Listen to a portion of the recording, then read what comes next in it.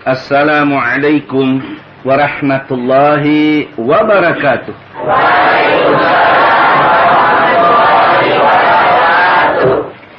Mari kita awali ta'lim kita pagi ini dengan membaca Bismillahirrahmanirrahim. Alhamdulillah alladzi arsala rasulahu bil huda wa dinil haqqi liyudhhirahu 'alad dini kulli wa kafa billahi shahida. Ashhadu an la ilaha illallah wahdahu la syarika lah wa ashhadu anna Muhammadan 'abduhu wa rasuluhu la nabiyya ba'dah. Allahumma salli wa sallim wa barik ala Muhammadin wa ala alihi wa ashabihi wa man wala wa la hawla wa la quwwata illa billah, amma ba'd. Ibu-ibu, bapak-bapak dan saudara-saudara yang berbahagia, mari kita bersyukur kehadirat Allah yang telah menyampaikan niat kita pagi ini untuk melanjutkan kaji kita tentang surah yang ketiga, itu surah Ali Imran, yang insyaallah pagi ini kita lanjutkan dengan ayat yang ke-42. Pada ayat yang ke-41 Allah menerangkan tentang hal ihwal keluarga Zakaria. Maka pada ayat yang ke-42 ini kembali Allah menceritakan tentang keluarga Imran, yaitu tentang Maryam binti Imran, di mana Allah memberitahu kepada Maryam bahwa dia adalah wanita pilihan. Kalau kita dengar bimbo, lelaki pilihan. Kalau ini wanita pilihan. Ini. Jadi itulah. Jadi kalau Nabi Muhammad sallallahu alaihi wasallam dikatakan sebagai laki-laki pilihan, di sini Maryam adalah wanita pilihan yang dipilih oleh Allah. Dipilih oleh Allah sebagai wanita yang paling baik. Paling baik untuk melanjutkan risalah Allah pada putranya nanti yang bernama Isa bin Maryam. Yang itu tidak dipilihkan kepada wanita lain. Mari kita coba untuk memahami ayat yang ke-42 ini. Allah berfirman, A'udzu billahi minasy syaithanir rajim. Bismillahirrahmanirrahim. Wa idz qalatil malaikatu ya Maryam innallaha astafaki wa tahharaki wastafaki ala nisa'il alamin.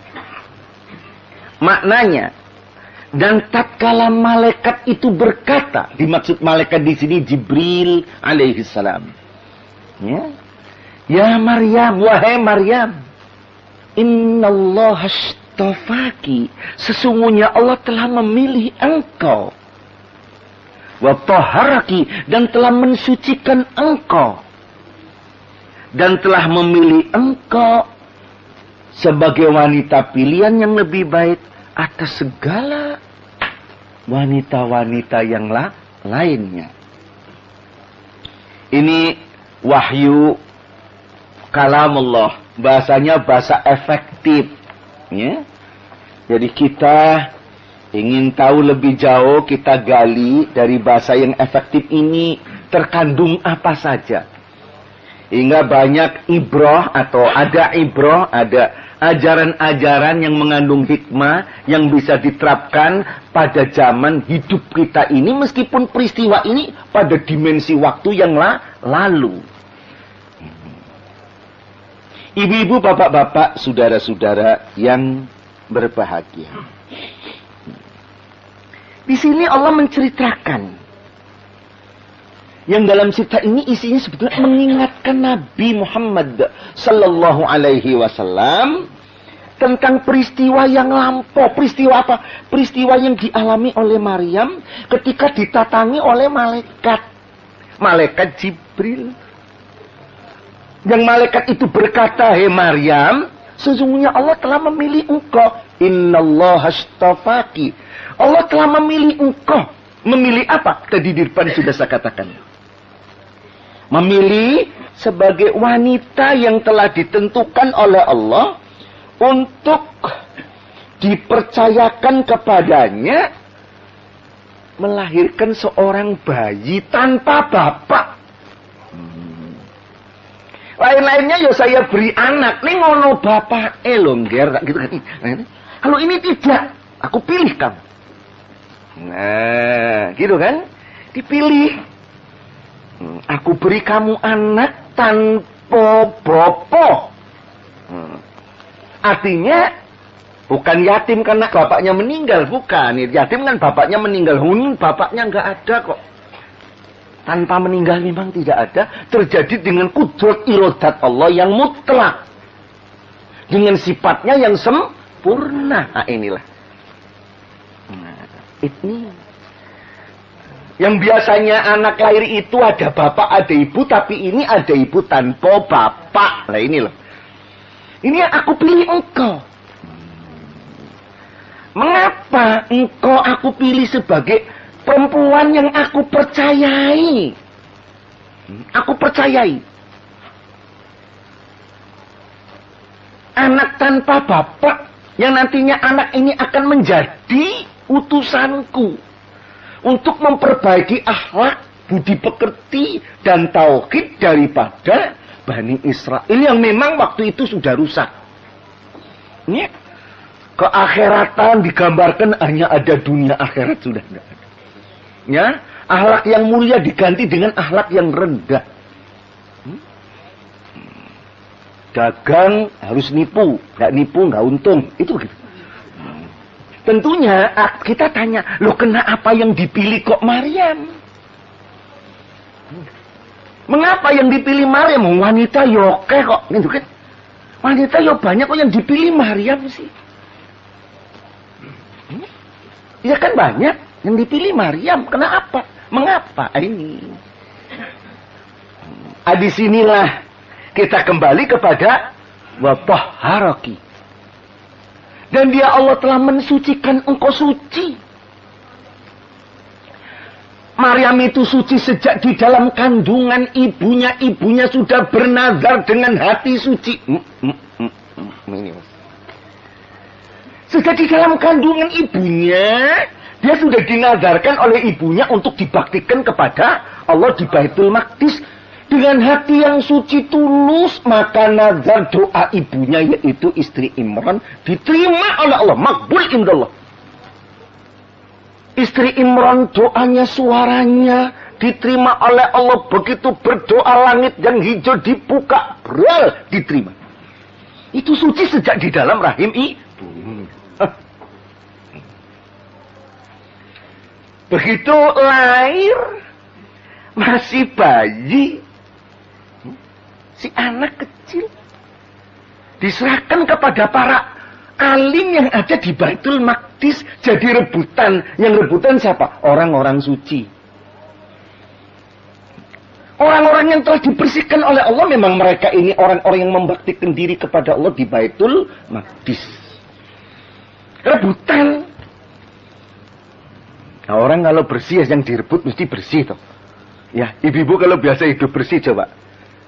Lihat ada dua barang, yang satu kotor, yang satu bersih. Milih yang kotor apa yang bersih? Yang bersih. Oh, ya orang ngerti lah. Inilah ya. Itu.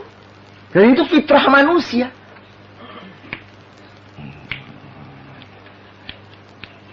Nah, rebutan yang akhirnya pakai undian panah kan gitu. Yang menang pamannya, yaitu Zakaria. Zakaria itu pun orang suci. Nabi. Jadi mulai dengan niat ibunya sampai di rumah apa tuh ya? Dipelihara gitu kan ya. Dididik, dirawat oleh pamannya yang juga suci. Begitu besar, cakep, cantik. Wih, cekap cukup. Cekap iman cukup ibadah loh, bagaimana tuh? Ibadah berbakti kepada Allah. Dibersihkan tata lahir, dibersihkan tata batinnya. Ayo, kurang apa? Akhirnya diberi makanan oleh Allah, makanan yang suci. Loh, kan gitu. Yang dipilih siapa? Inilah. Karena orangnya suci, baik ini yang kedunungan kasucen, karena dia memang suci. Nggak mungkin bahwa yang bersih mau diletakkan di tempat yang kotor, mesti diberikan yang bersih. Nah ini. Kayak mengapa Nabi Muhammad yang ditunjuk? Ini maksudnya kan gitu. Arahnya ke sana. Mengapa dia yang ditunjuk oleh Allah menjadi rasul? Wong pinter yoke waktu kui. Ya toh? Orang kaya banyak. Lah kok Muhammad yang miskin? Orang pinter banyak, lah kok dia yang buta huruf? Yang tidak punya pengaruh apa-apa. Lah kok malah ia punya pengaruh? Sejak belum diangkat jadi nabi diberi gelar Al-Amin. Honoris causa. Coba. Iya kan? Ini dipilih oleh Allah. Mengapa dipilih? Yang nanti akan menerima wahyu karena dia sendiri bersih. Wahyu itu bersih diterimakan pada pribadi yang bersih. Inilah mas. Kenapa? Punya sifat sidik, amanah, tabligh, fatonah. Ini bersih. Nah lain-lainnya Abu Jahal, Abu Lahab. Yo pinter, yo sugih, yo gagah, yo bagus. Punya pengaruh. Politikus elit di Mekah coba tuh. Ini orang resik. Resik wujudnya nih ngatine. Ono lugute lah. Ini mana lainnya? Gelugut. Ono gelugut. Lah inilah. Dia tidak ada hak. Lah inilah. Sudah barang tentu apa itu anak yang suci yang bakal jadi utusan Allah ini pun diberikan kepada anak orang yang bersih. Inilah maka diterangkan oleh Allah di sini wa tahharaki. Dan dia Allah telah mensucikan engkau. Meskipun nanti melahirkan Isa itu dituduh sebagai orang zina, tapi Allah tetap mensucikan dia. Mbok orang geger dunya geger lemper. Kayak apapun gegernya tentang Maryam ini dianggap zina, tapi Allah yang mensucikan dia. Nah kalau Allah sudah mensucikan, siapa yang ini yang abadi ya, apa yang siapa yang cerewet gitu man. Suwi lho rawu pisan ini Allah ya Rabbi. Nah, jadi ya kayak Nabi Muhammad sallallahu alaihi wasallam kan begitu. Ditolak kerasulannya oleh orang banyak di Mekah. Apakah penolakan orang-orang yang jahil ini akan berlaku? Tidak. Biar ditolak oleh semua manusia, Allah tetap mengaku bahwa dia utusannya. Penolakan manusia itu tidak membatalkan keputusan Allah. Tuduhan orang-orang kepada Maryam bahwa Maryam berzina itu tidak membatalkan kesuciannya Maryam. Gitu. Orang bisa saja dituduh ini. Loh kalau memang ia benar di hadapan Allah tetap benar. Becek ketitik Allah ketara. Sapa bibiti Allah ning kono dununging sirna. Itu kan. Siapa menanam mengetam, manzara'a hasada. Ya, siapa yang menanam mengetam itulah. Hak itu hak, batil itu batil. Ja'al haqqu wa zahaqal batil innal batila kana zahuqa. Allah menyatakan begitu. Datang yang hak, nyingkir yang batil, sebab sesungguhnya semua yang batil mesti sirna. Ini aksioma kok dari Allah. Jadi demikian ibu-ibu, bapak-bapak, saudara-saudara yang berbahagia, tentang ayat ini bahwa dipilih karena dia disucikan oleh Allah. Jadi ayat ini memang munasabahnya enak sekali. Logikanya itu gitu ya. Dipilih untuk diberikan anak yang suci. Karena apa? Karena dia suci. Jadi secara Mantik secara logika kan begitu ya. Coba ibu yang sukanya bersih, coba pakai kudung yang agak nggak bersih, dekil aja kan ya, bolak-balik. Kan begitu ya. Tapi kalau sudah biasa kotor, pakai kotor juga tenang. Ya memang kotor dia. Ya kan gitu kan. Memang orang kalau biasa bersih itu ya bersih. Nanti kotor sedikit geger. Iya. Tapi orang kalau sudah biasa kotor, ambok dia pakai kotor, orang sak kampung diem kok. Iya kan, wis kulino. Air kalau bersih, coba ketetesan yang sedikit kotor sudah geger kok. Itu kan. Coba kalau ada santri gitu yang biasa baik gitu, nanti berbuat sedikit jelek, orang sak kampung geger. Tapi coba orang yang ugal-ugalan. Seperti air kalau suci, ya toh, bersih, nanti ketetesan tinta sedikit orang geger, loh kok kotor, nah, gitu kan? Tapi orang yang air yang sudah memang kerubutek, ambok kecemplungan lele hitam, lele kuning, udah orang nggak geger lagi, gitu. Kan gitu kan? Memang sudah kotor, gitu kan? Oh kalau ini bersih kok. Jadi itulah ibaratnya orang tua-tua dulu mengatakan santri itu ibarat air bersih. Jadi berbuat sedikit keliru aja orang sekampung geger. Ini orang ugal-ugalan, mbok sudah. Ceritanya kan gitu kan? Ini fakta loh ya. Nah inilah. Ibu-ibu, bapak, saudara-saudara yang berbahagia. Nah, selanjutnya Malaikat Jibril berkata atas perintah Allah lah ini ya, bi amrillah wa bi izni, dengan perintah Allah dan izinnya. Berkata begitu kepada Maryam. Wastafaki ala nisa'il alamin. Dan Allah telah memilih engkau atas seluruh kaum wanita. Dipilih. Nah, kembali lagi, ini tadi kan di atas sudah dikatakan innallaha astafaki. Ini diulang. Ini namanya tikror lafzi. Pengulangan secara lafaz. Orang ahli balaghah mengatakan ini menunjukkan taukid. Repetisi kuantitatif dan kualitatif. Ya. Istafa ini menunjukkan fi'il, fa'il, maf'ul bih. Sekaligus di situ ada. Lengkap purna di sini. Nah, baiklah. Ya. Nah, di sini diulang lagi. Bahkan dijelaskan lebih terang lagi. Ala nisa'il alamin. Atas seluruh wanita-wanita lain. Ya. Nah iya toh. Satu rahim yang akan dipilih diletakkan satu benih suci tanpa lewat pria. Kan gitu kan. Nah, sekarang kan ada bayi tabung. Gitu. Karena sperma si suaminya lemah. Maka sperma si suami dikeluarkan tidak langsung ke rahim istri. Tapi di tempat lain. Kan gitu. Lewat tempat lain itu nanti dimasukkan ke rahim istri. Tidak lewat pria, tapi lewat yang lain. Loh kalau dokter bisa begitu, kenapa sih Allah tidak bisa? Sejak kapan ada Allah lebih bego dari dokter? Gitu kan? Ayo jawab. Sedang teknologi Allah, teknologi yang disebut metateknologi, tidak membutuhkan instrumen. Kalau manusia kan karena ada unsur fisik, komponen fisikanya jasmani, ya harus lewat jasmani fisik. Kalau Allah nggak memerlukan metateknologi, dan yang dipergunakan meta energi. Aku kurang apa tuh keterangan begini nih? Kok masih bingung? La ilaha illallah. Ya kan?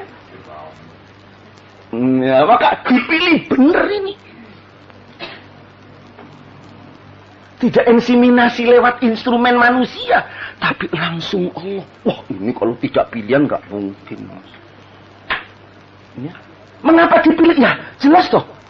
Tidak semua orang mampu menerima takdir Allah yang begini. Mungkin nolak kan, nggak mau ah. Nanti orang geger, kan gitu kan? Ini sanggup rela. Ya Allah, aku memang sudah dinadarkan untuk berbakti kepada engkau. Kalau ini memang keputusan engkau, aku rela apapun risikonya. Oh, hebat toh. Apa semua wanita begitu? Nah, jawabnya cepet. Enggak kok. Aku sendiri takut deh kalau gitu kan gitu.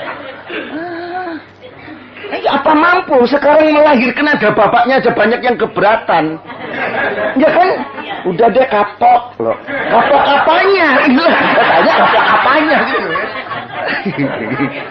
Punya anaknya yang kapok, ya kan? Lainnya enggak.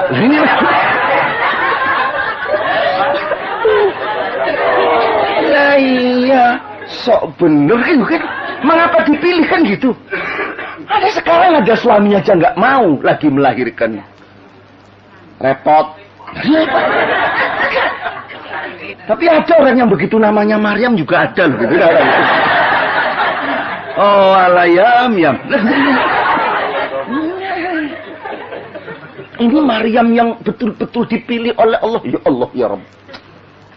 Mudah-mudahan dengan ini bisa dimengertikan betapa dalam ayat ini terkandung satu kebesaran Allah, kekuasaan Allah yang mutlak, yang begitu Allah yang suci kontak dengan hamba yang suci. Kontak dengan hamba yang suci. Maryam, ya, di mana Allah melindungi, mensucikan Maryam, lalu dipilih. Itu mentalnya kalau nggak kuat-kuat bener, waduh. Sampai ketika melahirkan tidak tinggal di Nazaret. Tapi akhirnya melahirkannya di Bethlehem. Ya, orang mengatakan Bethlehem, kita mengatakan Baitul Lahmi, Baitul Lahm. Baitun rumah, lahmun daging. Memang lahirnya di rumah daging karena di situ banyak domba. Kandang kambing kan gitu. Baitul Lahmi, sebutannya Baitul Lahm. Orang mengatakan Bethlehem itu, ya. Tempatnya adalah Nazaret, maka disebut Nasrani, lah gitu. Begitulah ibu, bapak, saudara-saudara yang berbahagia. Selanjutnya, Jibril menandaskan pada akhir ayat ini bala wastafaki ala nisa'il alamin. Ini menerangkan ulang bahwa Maryam itu memang dipilih oleh Allah. Sejak di dalam rahimnya sudah dipilih, sehingga Allah memberikan ilham kepada ibunya Isti Imran untuk bernadar. Coba toh, hati orang sampai bernadar bahwa anak mau dibaktikan di Baitul Maqdis. Itu kalau tidak didorong oleh Allah siapa? Anak kok dibuang-buang, kayak gitu kan? Ibu kan begitu kan? Ini kalau tidak digerakkan oleh Allah, nggak ada. Ibu kan rasanya memiliki anak kan lebih gede daripada bapak. Bapak kan ya sudah sana, kasihkan siapa saja, bolehlah. Nanti buat lagi. Lah gitu bapaknya kan gitu kan ya? Itu bapaknya. Lah ibunya ini loh ya. Enak aja kan gitu kan? Sebab itu rasa memilikannya kan tinggi sekali. Ya kok ini sampai dinadarkan mau dibaktiin oleh si ibu sendiri. Oh. Ini Allah yang menggerakkan hatinya. Menggerakkan hati ibu Maryam yaitu Isti Imran. Hingga mempunyai niat untuk nadar. Nadarnya anak ini akan dibaktikan. Terus disitulah Maryam berkhidmat, berbakti. Jadi orang yang solihah di mihrab Baitul Maqdis dengan dirawat oleh orang yang terpercaya, yaitu Zakaria. Nah, ini menunjukkan pula lingkungan itu penting sekali. Lingkungan, guru, ya. Pergaulan ini menentukan sekali untuk menentukan cita-cita selanjutnya. Nah, disinilah maka Allah menyatakan dipilih sebagai wanita pilihan atas semua wanita yang lain. Rasulullah Sallallahu Alaihi Wasallam bersabda dalam satu hadis yang diriwayatkan oleh Ibnu Asakir, berasal dari Ibnu Abbas radhiyallahu anhu, yang mana Nabi bersabda, "Kamula min nisa'il alamina arba'un." Artinya apa? Sesempurna-sempurna atau sebaik-baik wanita itu yang ada di dunia ini ada 4. Siapa saja? Maryam. Satu Maryam. Kedua apa? Asiyah. Imra'atu Fir'aun, istri Fir'aun. Asia istri Fir'aun. Di mana istri Fir'aun ini begitu suaminya orang berpangkat. Fir'aun kan kaya, waduh, derajat semat sugi bewum blegedu. Kan? Ditakuti oleh orang-orangnya Fir'aun kan ditakuti. Padahal ini istrinya. Ingat istri suaminya kaya ora blereng karo kekayaan suaminya. Suaminya berpangkat begitu tidak blereng boten bloloken kepada kedudukan suaminya Fir'aun yang begitu. Yang ia blereng silo kepada apa? Kebenaran yang datangnya dari Allah. Yang gitu. Suaminya ditakuti oleh orang-orang, ia tidak takut pada suaminya, takutnya kepada Allah Subhanahu wa ta'ala. Ini pilihan. Asia kan begitu, sampai akhirnya dibunuh oleh suaminya sendiri, dihukum. Ya lebih baik memilih itu daripada memilih suami. Ya memilih Allah. Mana ada wanita gitu? Ya, ya toh jarang maksudnya gitulah. Maksudnya jarang gitu. Terus padha nesu kabeh karo aku gitu. Lah gitu kan? Jarang. Lah ada suami ugal-ugalan enggak apa-apa, suami ya enggak sholat enggak apa-apa deh, kan uangnya juga banyak kok. Kan gitu kan? Kemana-mana juga saya kan nggak ngambah lemah. Nah gitu kan. Ini ada loh wanita gitu kan. Ini Asia contoh. Dipilih bener-bener. Inilah. Siapa lagi? Dikatakan Khadijah.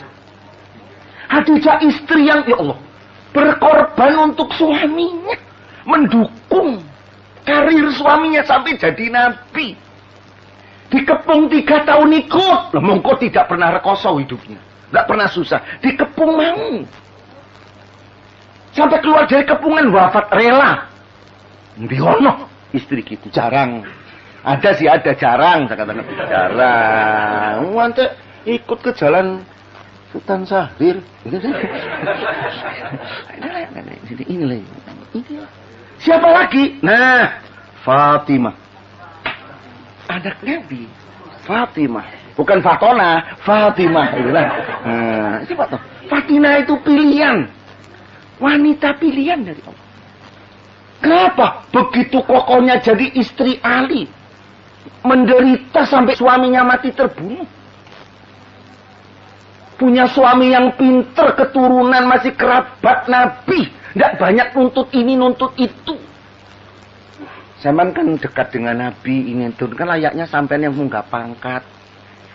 Lain-lain banyak punya ini kok sampean cuma motor aja udah bebek. Bunyinya aja sudah persis bebek. Tidak pernah. Fatimah tidak pernah menuntut di luar kemampuan Ali.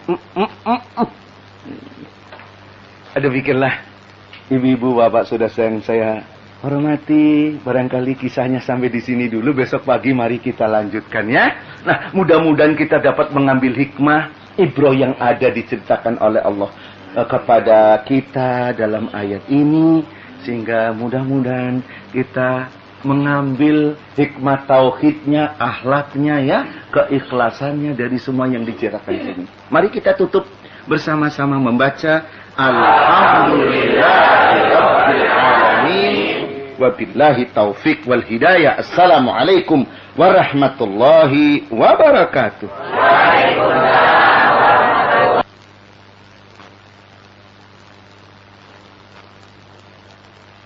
Assalamualaikum warahmatullahi wabarakatuh.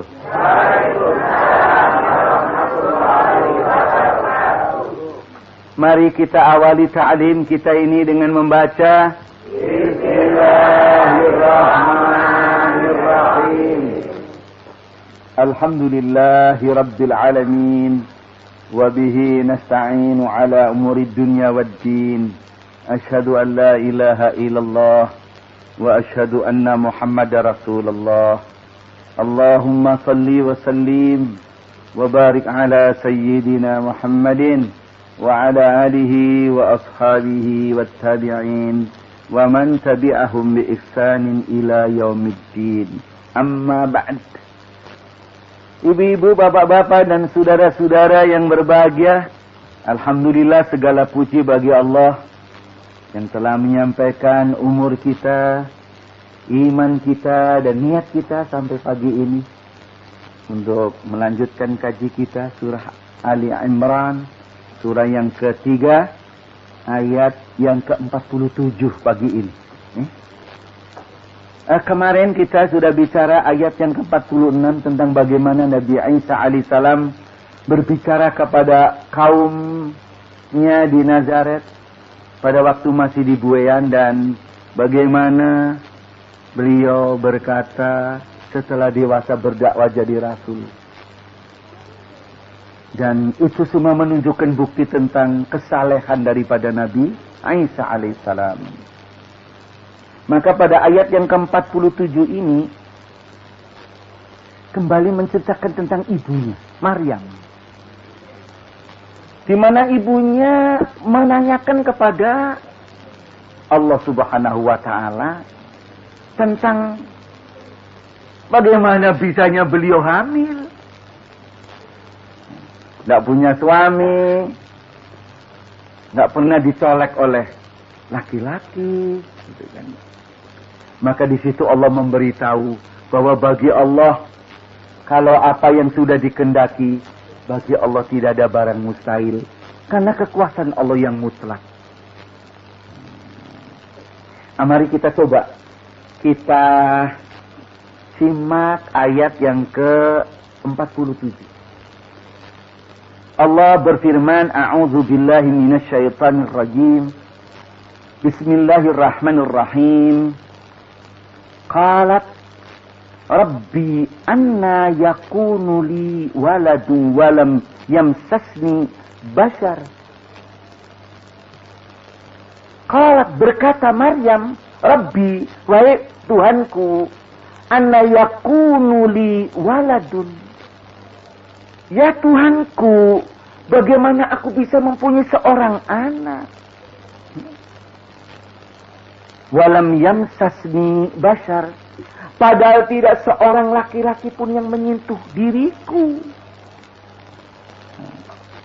Qala kadzalikillahu yakhluqu ma yasha. Allah berfirman, demikianlah Allah menciptakan apa yang dikehendakinya. Idza qada amran fa innama yaqulu lahu kun fayakun. Apabila dia berkehendak untuk menetapkan, mentakdirkan sesuatu, maka tidak ada lain baginya, hanya cukup berkata kepada sesuatu itu, jadilah, maka jadilah. Jadilah, maka jadilah sesuatu itu. Ibu-ibu, bapak-bapak, saudara-saudara yang berbahagia, dalam ayat ini digambarkan seperti hidup dialog antara seorang hamba dengan seorang khalik. Yang waktu itu disampaikan oleh malaikat Jibril. Dialog seorang hamba yang lemah dengan khalik yang kuat, kuasa. Dialog antara seorang hamba yang hina dengan khalik yang mulia dan suci. Dialog seorang hamba yang kecil dengan khalik yang maha besar. Maka pantaslah si hamba yang kecil, lemah, tidak punya kekuasaan apa-apa, mempertanyakan. Yang biasanya si hamba ini biasa berpikir dengan main logic, dengan pikiran manusia. Pikiran manusia yang terikat oleh sistem berpikir, yang sistem itu ciptaan Allah sendiri. Yang disebut sunnatullah. Sebab ada sistem yang lagi yang namanya syariat Allah. Syariat dan sunnatullah. Alam semesta ini dijaga oleh Allah dengan satu sistem. Sistem syariat Allah dan sistem sunnatullah. Itu. Duanya ini merupakan satu sistem. Subsistem pertama syariat, Subsistem kedua adalah sunnatullah. Yang orang mengatakan hukum alam, hukum sebab akibat. Nah manusia kan berpikirnya hukum sebab akibat. Loh, lihatnya begitu kok. Wah, aku tidak punya sebab, nggak punya suami, nggak disentuh laki-laki. Masakan aku bisa punya anak? Dari mana itu? Nah, Allah mengatakan loh, kalau Allah sudah menghendaki itu bukan perkara sulit, ya. Apabila menghendaki suatu perkara, suatu urusan, tinggal ia berbicara, perintah pada satu. Jadi, jadilah. Dan Maryam sebagai orang yang sudah sejak kecil dilatih untuk berkhidmat kepada Allah taat di Baitul Maqdis, tidak menolak, loh, hebat kan? Kalau Maryam sekarang kan mungkin nolak. Ngapain, kan rugi. Nggak apa-apa punya anak. Gitu kan mungkin kalau Maryam sekarang. Nah, ini kan bukan itu. Ya iya tuh nggak meriah Maryam kan nggak mau dong. Nggak ada apa-apa kok punya anak. Kecuali kalau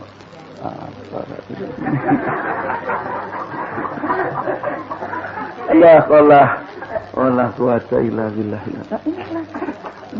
Karena orang ya terima, karena itu ketetapan Allah.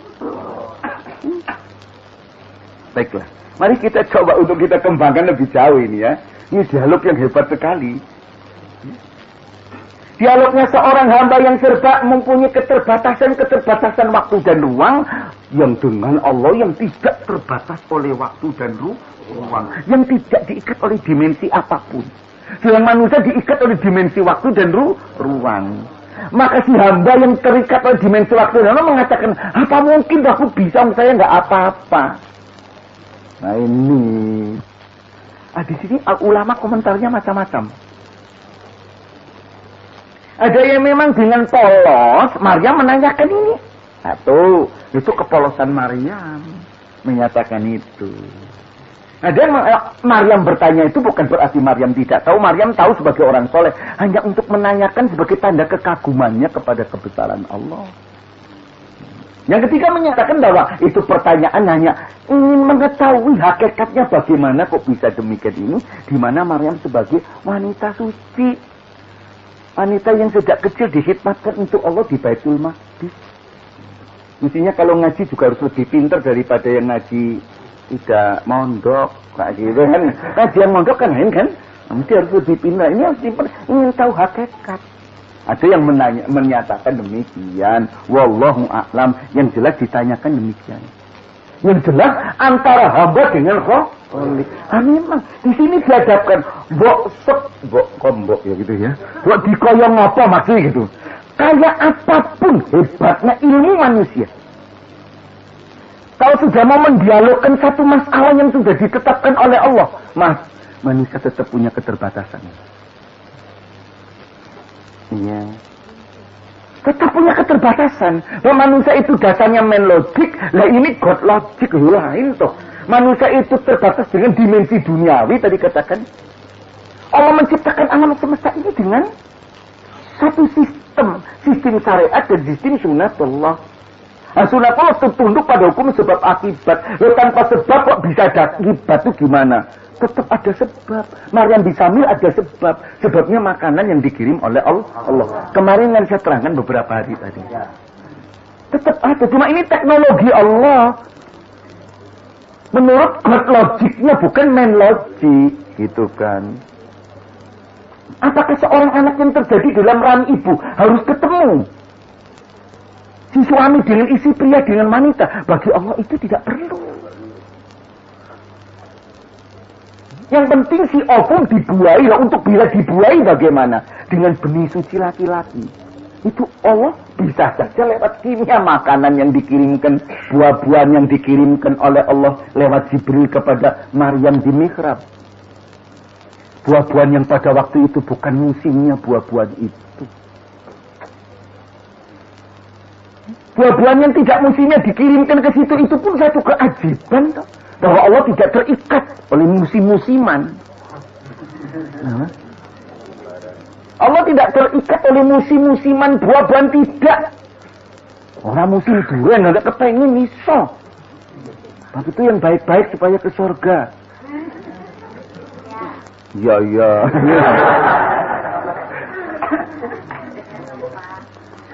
Jadi itulah ibu bapak saudara yang saya hormati ya. Di sini dikatakan cuma dengan bahasa yang ringkas, ya ringkas tapi padat, kort and bondek. Itu loh, itu bahasanya Pak Syahriar. Itu ini. Di sini katakan kadzalikillahu yakhluqu may yasha. Demikianlah Allah menciptakan apa saja yang Ia kehendaki. Ya, idza qada amra, apabila Allah menghendaki satu perkara. Fa innama lo fanya itu fa robitoli jawab idanya dhorof menunjukkan syarat ya toh. Fa innama yaqulu lahu, maka tidak ada lain Allah berkata kepada sesuatu itu kun, jadilah, fayakun, maka jadi. Ini kalamullah. Yang kemarin sudah saya terangkan, kalam itunya kata-kata Allah. Kata-kata Allah merupakan perwujudan dari iradah Allah, kehendak Allah. Iradah Allah merupakan perwujudan dari kudrat Allah, kekuasaan Allah yang mutlak. Yang kemarin saya terangkan, kekuasaan Allah mutlak, absolut, tidak dibatasi dan tidak terbatas oleh siapapun, kapapun, di waktu manapun, ultimate. Tidak dibatasi oleh waktu, tidak dibatasi oleh ruang, dan tidak dibatasi oleh manusia manapun. Allah kalau mau memberi rezeki pada seseorang, mesti sampai kok. Biar dihadang pakai berapa apapun, sampai. Sebaliknya Allah kalau mau memberikan, mau mencebut rezeki dari orang itu, ada saja. Melarat dadaan juga ada kok, gitu. Iya. Allah itu mau memberikan kekuasaan pada orang siapa? Kalau sudah mau memberi pada seseorang, dihalang kayak apapun tidak bisa. Tapi kalau sudah mau nyabut, ya Allah, dihalang kayak apapun tidak bisa. Di sini diterangkan apa? Katanya, yakhluqu ma yasha, Ia menciptakan apa saja yang Ia kehendaki. Termasuk Isa, termasuk anakmu yang akan kamu kandung nih Maryam. Itu enggak ada masalah. Kan kita tahu kan, innama amruhu idza arada syai'an ayyakula lahu kun fayakun. Yasin ayat 82 tuh. Innama, lo pakai innama tidak ada lain, ada tuh hasr, ikhtisas bentuk khusus. Innama amruhu, tidak ada lain perintahnya, perintah Allah.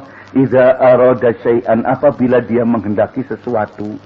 Ayyakula lahu, tinggal dia berkata kepada sesuatu, kun, jadilah, fayakun, maka jadilah dia. Loh. Sekedap netro, nah gitu kan? Sekedap mata, kalau Allah bisa mengendaki, bisa jadi. Allah tidak terbatas kok, tidak dibatasi oleh waktu kok. Saya persilakan melihat surat Al-Qamar, surat 54 ya, ayat 50. Al-Qamar, ya, surah yang 54. 54 ayatnya 50, coba toh. Ayatnya ayat 50. Allah berfirman di situ, wa ma amruna illa wahidatun kalamhim bil basar. Artinya, dan perintah kami hanyalah satu perkataan, secepat kecepatan mata. Kecepatan mata itu kecepatan memandang. Kecepatan memandang dengan kecepatan sinar. Kecepatan sinar itu berapa itu? Cepatnya seperti itu. Jadi tidak sampailah lama loh itu. Lah memang kan banyak kejadian-kejadian yang sering dikatakan itu tadi, God logic dan man logic. Nah kalau dipikir-pikir, ya Allah ya Rabb, orang bisa bertanya lagi, banyak hal yang Allah ya Rabb, banyak hal yang sulit.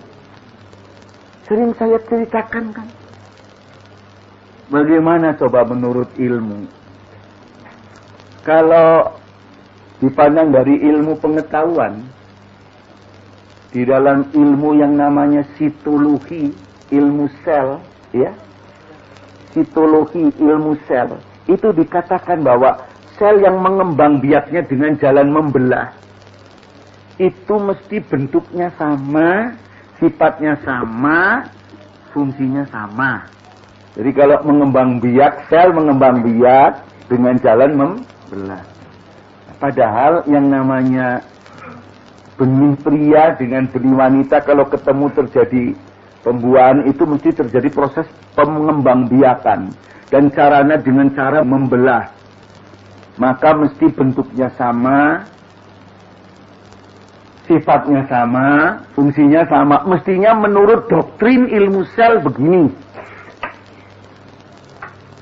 Tapi ternyata setelah sel ini terjadi jutaan di rahim ibu, lalu melompok nanti di tengah-tengah pada stadium tertentu yang namanya blastula begitu ya.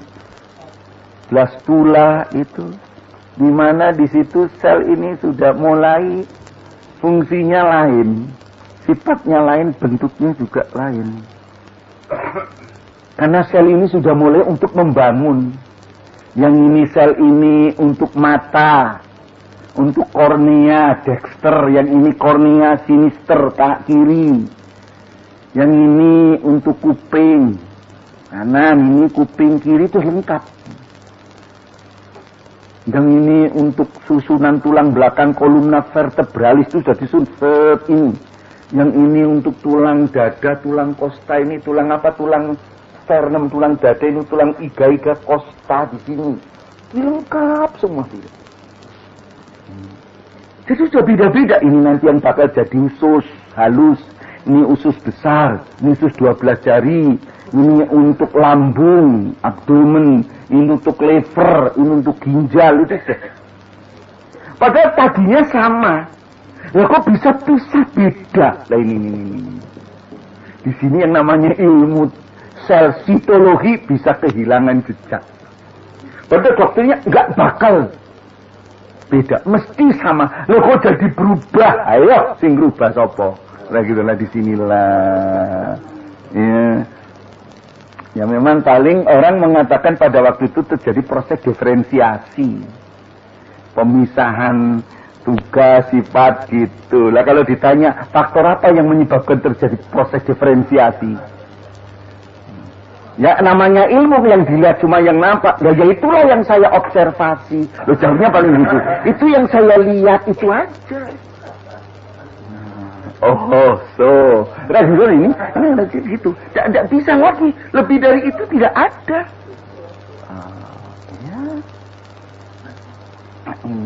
Ini seperti itu. Toh itu benar. Tapi toh itu diakui adanya. Oleh para sarjana.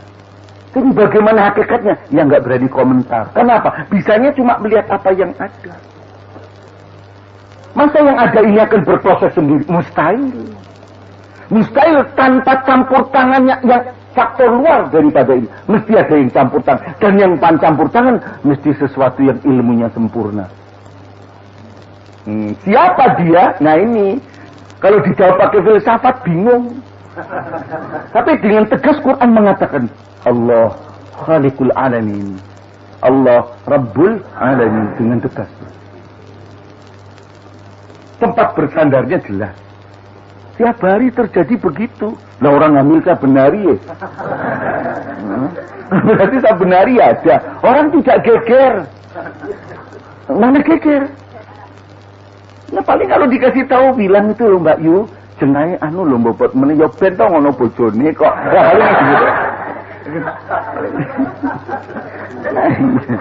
Lah iya wong ora ono bojone kok geger sampean niku. Ya Mas Basuki ya. Ini Mas Basuki satu kok ora ono to ya?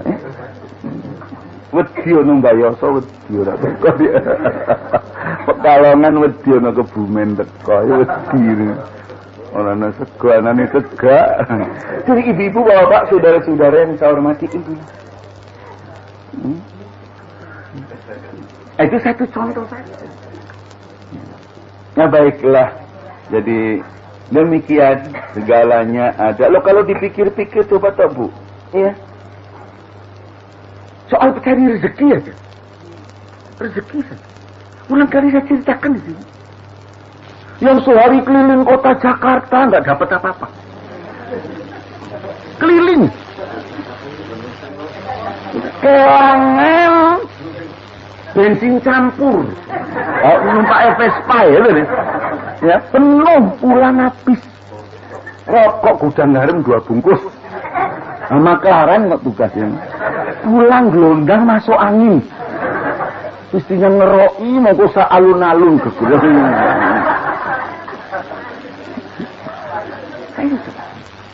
kurang apa kok ikhtiarnya? Keliling sana, keliling sini. Yang hanya di rumah saja coba. Tengok-tengok nemu ketok loh.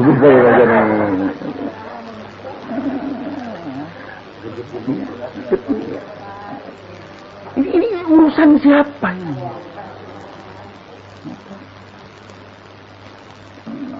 Ambil tengok-tengok. Wong teko nggawa duit, lunga nggawa duit, apa to? Berarti nuku duit. Jual uang kok pekerjaannya. Inilah. Kalau sampai di sini mau apa? Jual es loh. Pasudan. Kemarin gak hujan-hujan ini pas jual es kok hujan. Maka kalau sampai di sini kita kembali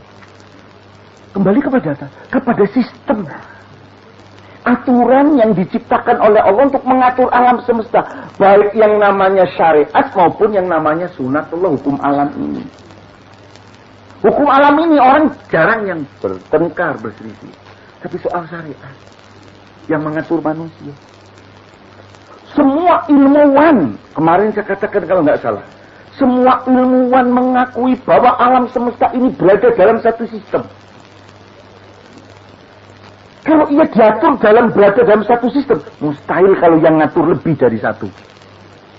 Kan gitu. Mesti yang mengatur satu.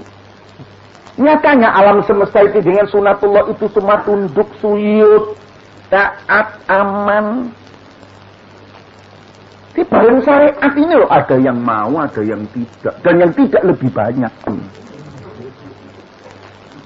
Nah, kalau syariat sudah dilanggar, terjadi tingkah laku yang salah dari manusia, jangan dikira tidak ada kaitannya dengan tingkah laku alam. Ada. Oh, ini berarti dalam satu sistem kok. Jadi jangan dikira kalau kita nipu orang itu tidak akan ada akibatnya. Ada akibatnya. Itu sistem sudah mempengaruhi. Jangan dikira kalau kita mencuri milik orang terus itu nanti akan tenang. Wah, ini satu sistem ada akibatnya. Jangankan kok nebang pohon besar, nyabut rumput kecil, itu ada pertanyaannya, Pak. Rumput tidak apa-apa kamu cabut, apa urusanmu? Dengan rumput itu, apa dengan rumput itu kamu jadi marah?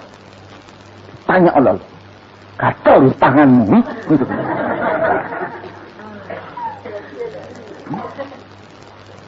Suruh penghijauan malah ditebangi. Kamu gini. Gimana kamu? Lah upama kan gitu kan? Janganlah tingkah laku, jangan keliru sedikit saja. Mengapa di hutan diciptakan hutan kok tidak sama? Sungai sana kok adanya ikan apalah? Lele, di sana kok ada ikan ini, di sana kok ada buayanya, di sini kok tidak ada. Di sungai itu ada biawaknya, sini kok tidak ada. Kan begitu. Itu sudah diatur. Merupakan ekosistem. Dari hidup ke alaman itu. Apa itu pula kita manusia? Mengapa yang satu kok kebudayaannya lain, bahasanya lain, itu diatur. Mengapa yang satu kok bisa ini, yang satu bisa lain, itu dia lita'arufu, kan gitu kan? Inilah sistem, maka jangan dilanggar. Maka begitulah ini cerita tentang bagaimana Maryam ini, ya, bagaimana mau punya anak. Loh, kalau Allah sudah mengendaki, Coba toh, orang dulu mengatakan lokal. Di Padang Arafah ada penghijauan. Nah, sekarang penghijauan pohon akasia. Banyak sekali di sana. Gede-gede loh, kata yang baru pulang haji. Persis kayak tahu. Udah gede.